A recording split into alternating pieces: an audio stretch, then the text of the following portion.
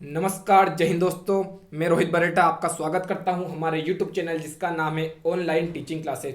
दोस्तों, आज मैं आपके लिए लेकर आया हूं साइंस के 50 ऐसे महत्वपूर्ण क्वेश्चन जो किसी ना किसी एग्जाम में आपसे हमेशा पूछे जाते हैं, चाहे वह एसएससी हो, रेलवे हो, एनटीपीसी हो, ग्रुप डी हो, एमपी पुलिस हो, पुलिस एसआई हो। तो दोस्तों, हम शुरुआत करते हैं और जो हमारा पहला क्वेश्चन है वह है, एक स्वस्थ मनुष्य का रक्तचाप होता है। तो हमें जो ऑप्शन दिए हुए हैं, तो पहला ऑप्शन है 90/60, दूसरा ऑप्शन है 120/80, तीसरा ऑप्शन है 200/130 और चौथा ऑप्शन है 140/160। तो जो हमारा सही आंसर होगा वो होगा option number B, 120/80 mmHg। Blood pressure को ही स्पेक्ट्रोमीटर के माध्यम से मापा जाता है। तो हम अगले क्वेश्चन की ओर बढ़ते हैं और जो हमारा अगला क्वेश्चन है वह है, रक्त में ग्लूकोज की मात्रा नियंत्रित रहती है। तो पहला ऑप्शन है सोमेटोस्टेटिन के कारण, दूसरा ऑप्शन है ग्लूकागन के कारण, तीसरा ऑप्शन है गेस्टिन के कारण और चौथा ऑप्शन है इंसुलिन के कारण। तो जो हमारा इसमें सही आंसर होगा वह होगा इंसुलिन के कारण। इंसुलिन की कमी के कारण ही मनुष्य को मधुमेह अथवा शुगर की बीमारी होती है। तो हम अगले क्वेश्चन की ओर बढ़ते हैं और जो हमारा अगला और तीसरा क्वेश्चन है वह है, किस अभिक्रिया द्वारा पौधे में ऑक्सीजन बाहरी वातावरण से कोशिका में पहुंचता है। तो ऑप्शन है किण्वन, दूसरा ऑप्शन है विसरण, दहन और प्रकाश संश्लेषण। तो जो हमारा इसमें सही आंसर होगा वह होगा ऑप्शन नंबर बी, विसरण। अगले क्वेश्चन की ओर बढ़ते हैं और जो हमारा अगला और चौथा क्वेश्चन है वह है, निम्न में बैक्टीरिया से फैलने वाला रोग है। तो जो हमें ऑप्शन दिए हुए हैं, तो पहला ऑप्शन है चेचक, दूसरा ऑप्शन है तपेदिक, तीसरा ऑप्शन है मम्स और चौथा ऑप्शन है पीलिया। तो जो हमारा इसमें सही आंसर होगा वह होगा ऑप्शन नंबर बी, तपेदिक। तपेदिक को क्षय रोग भी कहा जाता है एवं इसे ही टीबी कहते हैं। माइकोबैक्टीरियम ट्यूबरक्लोसिस नामक जीवाणु के द्वारा ही तपेदिक अथवा क्षय रोग होता है। उसके बाद हम जो अगले पाते हैं चेचक। चेचक एक विषाणु जनित रोग है, मम्स एक विषाणु जनित रोग है। हम अगले क्वेश्चन की ओर बढ़ते हैं और जो हमारा अगला और पांचवा क्वेश्चन है वह है, किस वर्ग के पौधों में बीज बनते हैं परंतु बीज नग्न रूप में पौधे पर लगते हैं। तो हमारा जो सही आंसर होगा वह इसमें होगा जिम्नोस्पर्म। जिम्नोस्पर्मी हमारा इसका सही आंसर होगा। तो हम अगले क्वेश्चन की ओर बढ़ते हैं और अगला और जो छठा क्वेश्चन है वह है, निम्नलिखित में से नियत तापी प्राणी कौन सा है। तो इसमें जो हमें ऑप्शन दिए हुए हैं वह है शार्क, सांप, चमगादड़ और जो तीसरा ऑप्शन है वह है, चौथा ऑप्शन है वह है छिपकली। तो हमारा जो सही आंसर होगा वह होगा चमगादड़। चमगादड़ एक नियत तापी प्राणी है जिसका रुधिर गर्म होता है, जो स्तनधारी जीवों में अंतर्गत आता है। तो हम अगले क्वेश्चन की ओर बढ़ते हैं और जो हमारा अगला क्वेश्चन है वो है क्वेश्चन नंबर 7, किसी पत्ती का मुख्य कार्य है। तो जो हमें ऑप्शन दिए हुए वह है भोजन तैयार करना, दूसरा ऑप्शन है बीमारी से बचाना, पादपों को सहारा देना, चौथा ऑप्शन है पादपों को जल देना। तो जो हमारा सही आंसर होगा वह होगा भोजन तैयार करना। पौधों में प्रकाश संश्लेषण की क्रिया के द्वारा ही भोजन का निर्माण होता है। तो हम अगले क्वेश्चन की ओर बढ़ते हैं और जो हमारा अगला और आठवां क्वेश्चन है वह है, मनुष्य की खोपड़ी कितनी अस्थियां होती है। तो पहला ऑप्शन है 8, दूसरा ऑप्शन है 30, तीसरा ऑप्शन है 32 और चौथा ऑप्शन है 38। तो इसमें जो हमारा सही और जो सही आंसर होगा वो होगा ऑप्शन नंबर 1, 8। मनुष्य के चेहरे पर जो हड्डियों की संख्या होती है वह होती है 14 और खोपड़ियों में होती है 8। दोनों को मिलाकर टोटल 22 हड्डियां होती है। अगले क्वेश्चन की ओर बढ़ते हैं और जो हमारा अगला और 9वां क्वेश्चन है वह है, खाना बनाने के लिए हरे पौधे निम्न में से किसका उपयोग करते हैं। तो जो हमें ऑप्शन दिए वह है कार्बन डाइऑक्साइड, सूर्य का प्रकाश, तीसरा ऑप्शन है जल और चौथा ऑप्शन है उपरोक्त सही। तो हमारा जो इसमें सही आंसर होगा वह होगा ऑप्शन नंबर डी, उपरोक्त सभी। अगले क्वेश्चन की ओर बढ़ते हैं। अगला जो हमारा क्वेश्चन है वह है, रक्त में लाल रंग निम्न में से किसके कारण होता है। तो जो हमें ऑप्शन दिए हुए हैं वह है हीमोग्लोबिन, ग्लूबिन, आरबीसी और डब्ल्यूबीसी। तो जिसमें जो हमारा सही आंसर होगा वह होगा हीमोग्लोबिन या एचजी। हम अगले क्वेश्चन की ओर बढ़ते हैं। जो हमारा अगला और जो 11वां क्वेश्चन है वह है अमर बेल एक उदाहरण है। तो ऑप्शन है स्वपोषी, परजीवी, मृत पोषित या रूपजीवी। तो हमारा इसमें जो सही आंसर होगा वह होगा हमारा ऑप्शन नंबर 2, परजीवी। स्वपोषी वह कहलाते हैं जो खुद का पोषण करते हैं। इसका जो उदाहरण है वह है पौधे। मृतोपोषित वह कहलाते हैं जो कि अन्य किसी मृत जीवी पर निर्भर करते हैं। तो हम अगले क्वेश्चन की ओर बढ़ते हैं और जो हमारा अगला क्वेश्चन है वह है क्वेश्चन नंबर 12। एंटीजन प्रतिजन को एक ऐसा पदार्थ है जो ऑप्शन है शरीर के तापमान को कम करता है, दूसरा ऑप्शन है हानिकारक जीवाणु को नष्ट करता है, तीसरा ऑप्शन है प्रतिरक्षी निर्माण करता है और चौथा ऑप्शन है विष से बचाने के लिए उपयोग किया जाता है। तो जो इसमें जो हमारा सही आंसर होगा वह होगा ऑप्शन नंबर सी, प्रतिरक्षी के निर्माण को बढ़ावा देता है। हम अगले क्वेश्चन की ओर बढ़ते हैं। अगला क्वेश्चन है हमारा 13वां। हरे पौधे होते हैं। तो ऑप्शन है शाकाहारी, स्वपोषक, विषम पोषक जीव और सर्वाहारी। तो इसमें जो हमारा सही आंसर होगा वह होगा स्वपोषक, ऑप्शन नंबर बी, क्योंकि हरे पौधे अपना भोजन स्वयं बनाते हैं।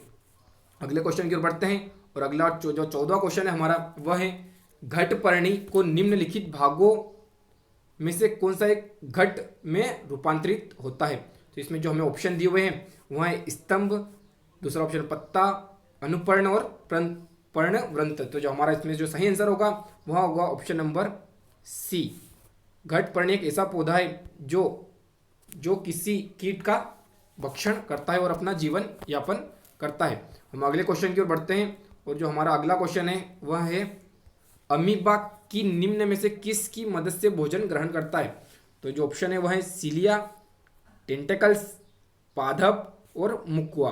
तो इसमें जो हमारा सही आंसर होगा वो होगा ऑप्शन नंबर सी, पादप।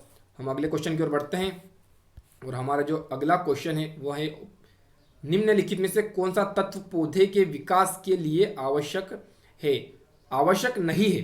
तो हमें जो ऑप्शन दिए हुए हैं वह है सोडियम, पोटेशियम, कैल्शियम और मैग्नीशियम। इसमें से जो हमारा सही आंसर होगा वह होगा सोडियम, क्योंकि सोडियम तत्व पौधे के विकास के लिए आवश्यक तत्व नहीं है। हम अगले क्वेश्चन की ओर बढ़ते हैं और जो हमारा अगला क्वेश्चन है और जो महत्वपूर्ण क्वेश्चन है वह है साइटोलॉजी कहलाता है।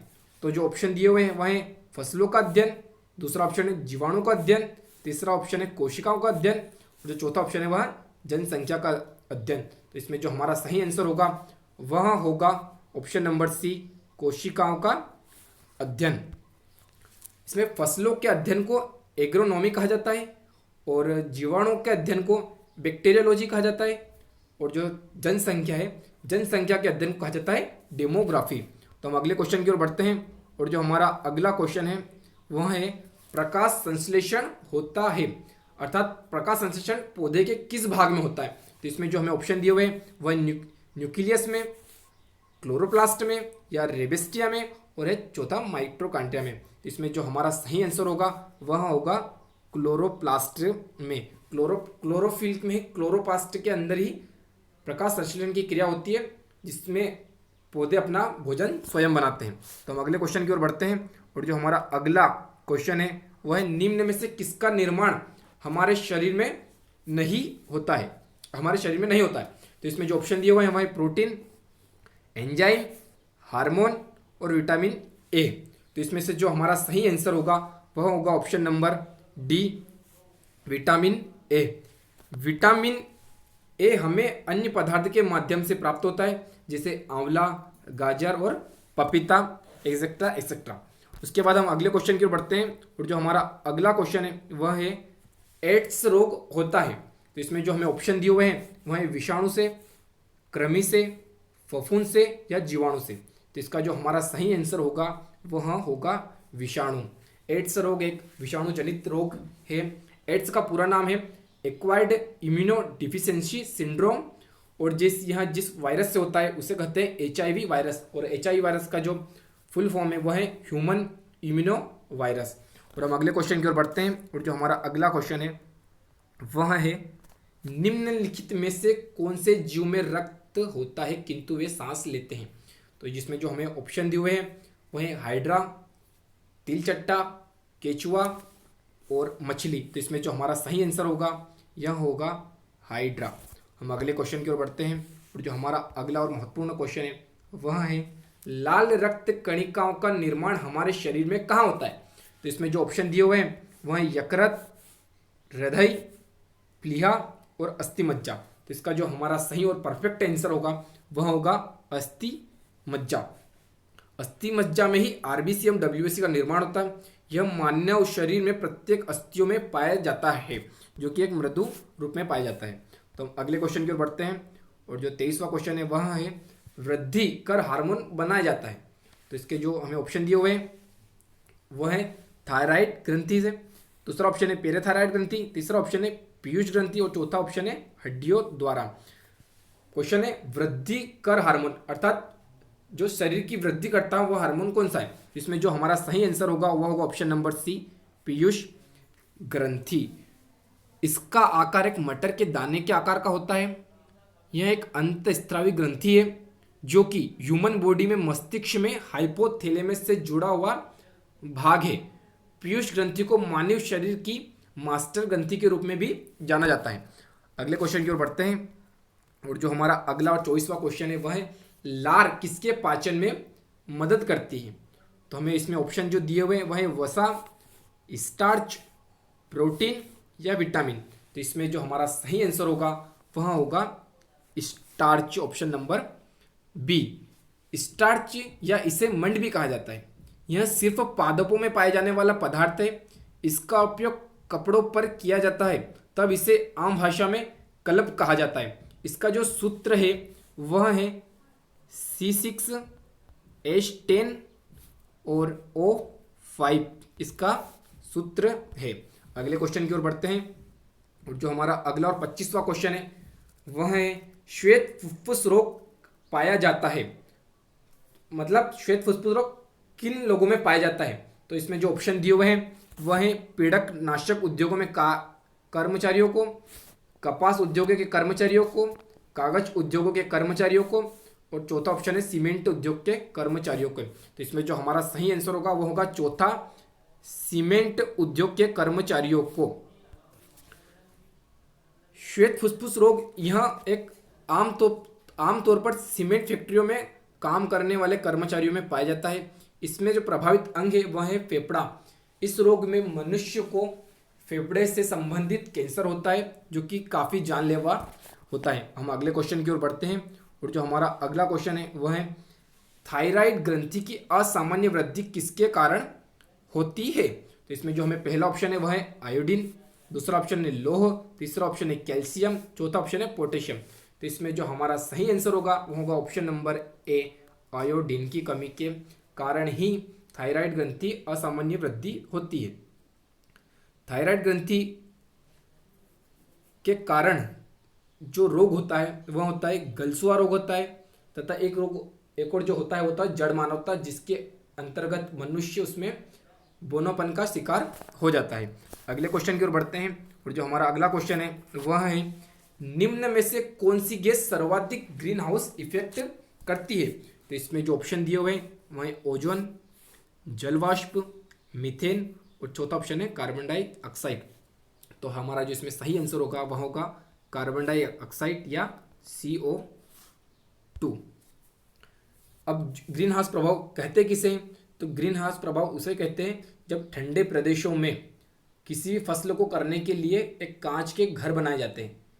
जब उसमें प्रकाश अंदर की ओर आ तो जाता है लेकिन जो उसकी ऊष्मा होती है वह उसमें बाहर की ओर नहीं निकल पाती है, जिसके कारण तापमान में वृद्धि हो जाती है। इसी को ही ग्रीन हाउस प्रभाव कहते हैं। हम अगले क्वेश्चन की ओर बढ़ते हैं और जो हमारा अगला क्वेश्चन है वह है नदी में जल प्रदूषण के निर्धारण के लिए घुली हुई मात्रा मापी जाती है।